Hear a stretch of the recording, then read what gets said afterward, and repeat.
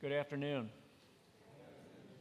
Our readings today, we have several readings focused on good shepherds and bad shepherds. Now, the shepherds have been around for thousands of years, but there aren't many parts of the world where we still see them. Ironically, Father Clement has seen them in Africa, and Father Jess in parts of the Philippines, they have shepherds as well, but it's been quite some time since we've seen them in the mountains of Scottsdale, I would guess. My wife and I traveled to Africa a couple years ago and did see some shepherds, and these were young men, probably 10 or 12 years old, who were given the really important responsibility of moving sheep from one pasture to another and making sure that they were not harmed by lions or cheetahs or hyenas. They're tough and lonely jobs, but the sheep are totally defenseless without that shepherd. We too are also defenseless without our shepherd. In our first reading from Jeremiah, we hear about a bad shepherd. Woe to the shepherds who mislead and scatter the flock. You have not cared for them, but I will take care to punish your evil deeds. The Lord was not holding back when he was talking about the wicked Jewish leaders who were more focused on themselves than of serving God. Poor leadership had caused the flock to scatter.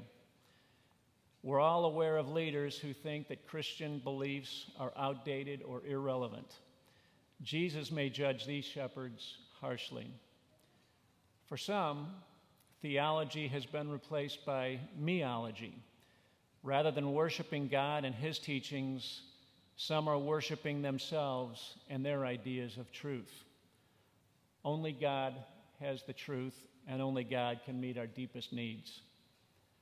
Psalm 23 is likely the best known psalm in the Bible. The Lord is my shepherd. There is nothing I shall want. Even though I walk in the dark valley, I fear no evil, for you are at my side. I shall dwell in the house of the Lord for years to come. This was written by David, who himself was a shepherd. David knew that when God was at his side, he had absolutely no fear.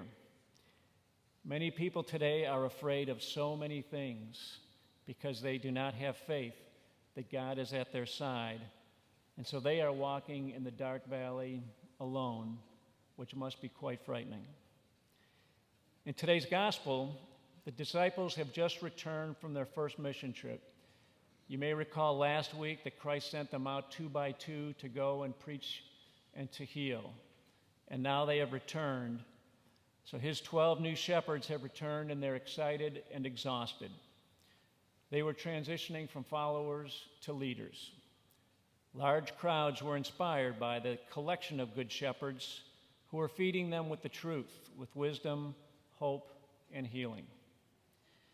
Now, we all know that Jesus is our good shepherd. We wouldn't be here otherwise. But the point of this gospel is not just for us to accept Jesus as our good shepherd, but also to become good shepherds ourselves. Our families and communities need good shepherds who can help protect them. So how do we do this? How do we become good shepherds? Well, Jesus gave us 2 steps in our gospel today. First, we need to be able to teach. So the first thing that he did with the disciples and with the crowds was to teach. Now, for many of us, this is pretty uncomfortable. But the more we learn, the more confidently we can speak to others about our faith. And fortunately, here at Our Lady of Joy, there are many tools to help us understand our faith.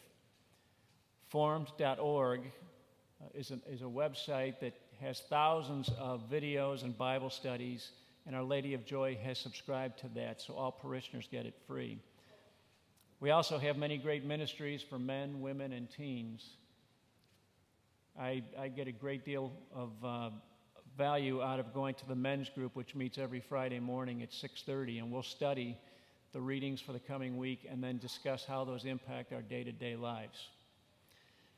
The second step that Christ tells us is that he commands the shepherds to go to a deserted place and rest a while. Each of us need to rest from the cares of the world with time spent in quiet prayer with God. St. Basil the Great said, "The mind of man is incapable of perceiving the truth clearly if it is distracted by innumerable worldly cares." Satan's goal is to lead us into sin, and if he cannot lead us into sin, he will try to keep us so busy that we cannot have time for God.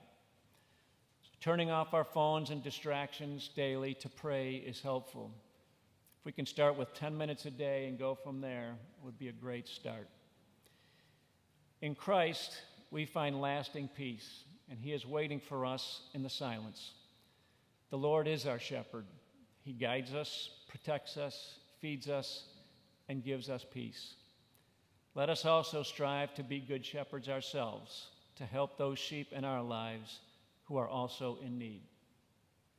May God bless each of you.